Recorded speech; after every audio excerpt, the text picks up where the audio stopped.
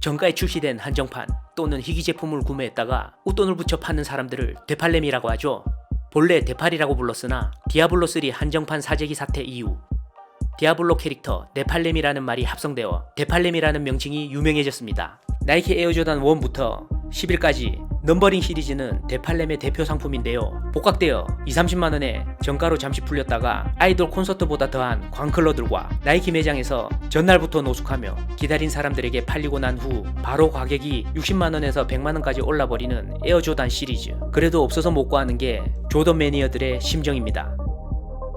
대표적인 되팔렘 사건을 보면 2014년 6월 맥도날드에서 해피밀 상품으로 마리오 장난감을 출시하자 이를 노리고 수백 세트를 주문해서 받아간 다음 중고나라에 두세 배의 프리미엄을 붙여 되파는 작자들도 성행했으며 레고 역시 되팔렘들이 날뛰는 현장으로 단종된 시리즈는 몇십만원 단위는 우습게 올라버리는 게 현실입니다.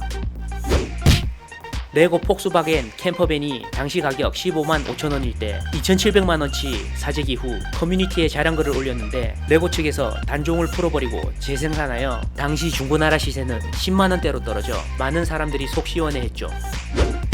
2015년 11월에는 발망, H&M 콜라보레이션 한정판 수십 벌을 노숙까지 해가면서 구입한 되팔렘들이 공중파 뉴스를 탔는데요. 가격에 비해 쓰레기 같은 품질, 부정적인 소식들이 보도되면서 상품의 이미지는 폭락하고 수많은 되팔렘들은 엄청난 판매글을 올리면서 시세가 떡락하여 원가보다 저렴하게 내놓는데도 사가는 사람이 없어 완전히 망해버린 되팔렘들을 보며 사이다 결말을 맞이하였습니다.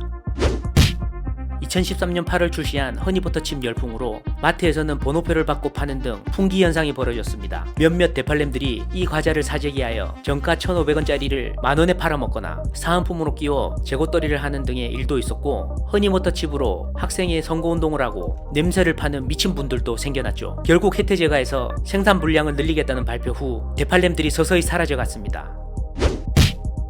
2014년 10월에는 강원도 동해항 쪽의 한 수입업자가 2,000톤의 킹크랩을 사들이면서 이로 인해 재고가 급증했고 킹크랩은 창고에서 죽기 시작했습니다. 이에 따라 업자가 킹크랩 사재기한 물량을 한꺼번에 풀면서 사재기에 실패하고 수십억 이상의 손해를 본 사건도 있었습니다.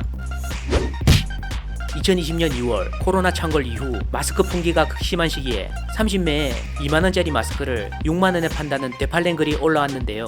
흔히 보이는 되팔렘인 줄 알았으나 사실 이 사람은 3개월 전에 클리앙에서 헌혈증은 기부받고 안내 수술에 사용한 사람이었습니다. 화장실 들어갈 때 나올 때 다르듯이 전염병이 도는 시기에 한몫 잡아보려고 되팔렘 짓 하다 걸려서 타 회원들에게 많은 욕을 먹고 판매글 삭제 후 헌혈증을 보내준 사람에게 다시 나눔을 했다고 하네요.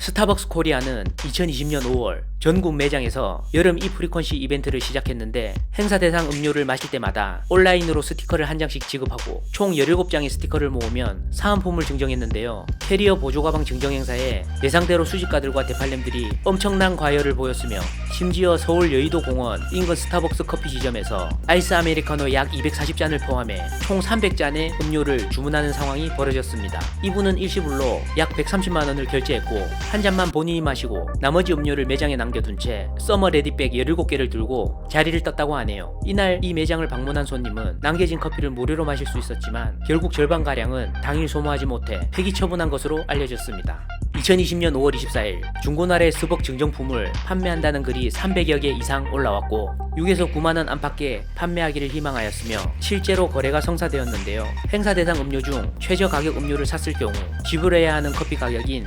67,300원보다 더 비싸게 무료 증정품이 거래된 것입니다.